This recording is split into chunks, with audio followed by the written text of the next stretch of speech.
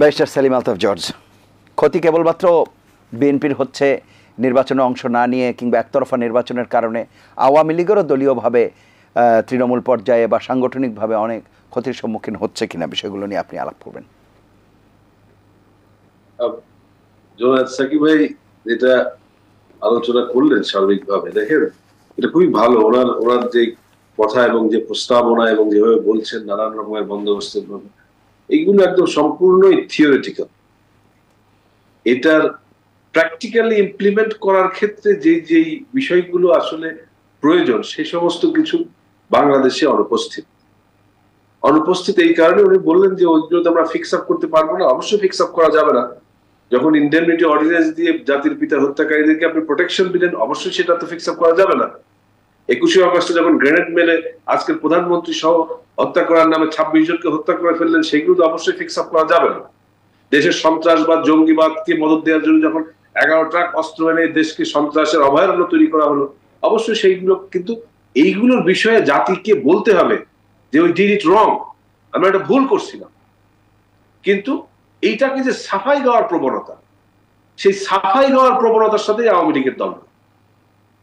এখন আপনার নির্বাচন কেন্দ্রিক ব্যবস্থা, হ্যাঁ অবশ্যই আওয়ামী লীগ তো কিছু না কিছু হলো। আমি তো আমার কথা শুরুতেই বলেছিলাম যে আমরা যে কিছুটা অসুবিধায় পড়ছি না তা নয়, অবশ্যই আমরা অসুবিধায় পড়ছি, কিন্তু সেটা কতটা কমিয়ে রাখা যায়, কমিয়ে এগিয়ে রাখা যায়। হ্যাঁ, আওয়ামী লীগ বিএনপি ক্ষতিগ্রস্ত হচ্ছে, তারা বলছে আওয়ামী লীগ এর বিপরীতে অন্যভাবে ক্ষতিগ্রস্ত হচ্ছে, সেটাও তারা বলছে।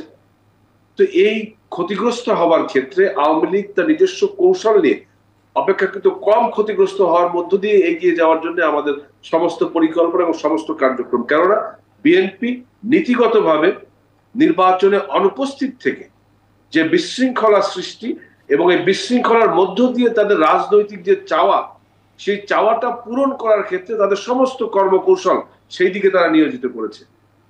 তো সেই বিশৃঙ্খলার ভেতর থেকে আওয়ামী লীগ তো অবশ্যই কিছু না কিছু ক্ষতিগ্রস্ত হবেই।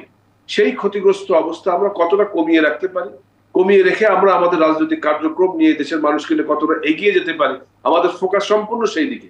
অপরপক্ষে বিএনপি এই বিশৃঙ্খল অবস্থা সৃষ্টির মধ্য দিয়ে তাদের রাজনৈতিক চাওয়াটা বাস্তবায়ন করার জন্য সমস্ত কৌশল সেদিকে তারা প্রয়োগ করে রেখেছে এবং এই কৌশলের সাথে নানান রকম কথা বলছে। সাকিব ভাইয়ের সাথে আরেকটা কথা আমি দ্বিমত করি।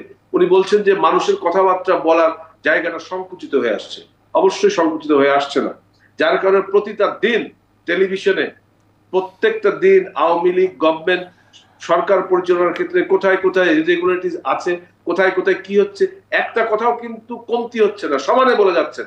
আজকেও দেখেন 2 জন মানুষ আমার বিপক্ষে বলে যাচ্ছেন, এরপরে যদি বলেন যে ওনারা গণতন্ত্র দিয়ে হবে না, আমি বলতে বাধ্য হলাম, তাহলে এইটা কি আপনার দেশের মানুষ সেইভাবে গ্রহণ করে কিনা?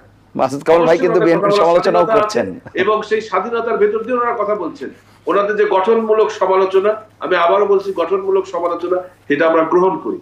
এবং বিশেষ করে সাকিব ভাইয়ের মতো, মাসুদ কামাল ভাইয়ের মতো স্মার্ট যারা অনেক উন্নত বুদ্ধির মানুষ, উন্নত বুদ্ধির চর্চা করেন, তারা যখন কোনো সাজেশনস আমাদের কাছে দেন, আমরা সেইগুলো গ্রহণ করি। পার্সোনালি আমি গ্রহণ করি এবং আমি আমার মতো করে আমার ফোরামে সেগুলো আলোচনা করি যে কিভাবে এইগুলো আরো অন্তর্ভুক্ত করার মধ্য দিয়ে আমরা স্মুথলি এই দেশটাকে এগিয়ে নিয়ে যেতে পারি। কেননা এইগুলোর মধ্য দিয়েই কিন্তু পারস্পরিক ভাবে দেশটা এগিয়ে যাবে। কিন্তু একটা জায়গায় থেকে আমি আবারও বলেছি, সাকিব ভাইয়ের কথাটা আমি আবারও রিপিট করি যে ওইগুলো তো ফিক্স আপ করা যাবে না, ফিক্স আপ করা যাবে না, কিন্তু যেই ক্ষতটা তৈরি হয়ে রেখেছেন সেই ক্ষতটার ব্যাপারে কিন্তু আপনি বলতে পারেন we are sorry, we did it very wrong, আমাদের এটা করা উচিত হয়নি। কিন্তু সেইগুলো না করে যখন এটার উপরে আপনি প্রলেপ দিবেন, এটার উপরে সাফাই গাইবেন এবং এটার উপরে নানান রকম ব্যাখ্যা করে এটাকে পুঁজি করে আপনারা নানান কথা বলবেন, সেইখানে কিন্তু মূল সমস্যাটা রয়ে গেছে।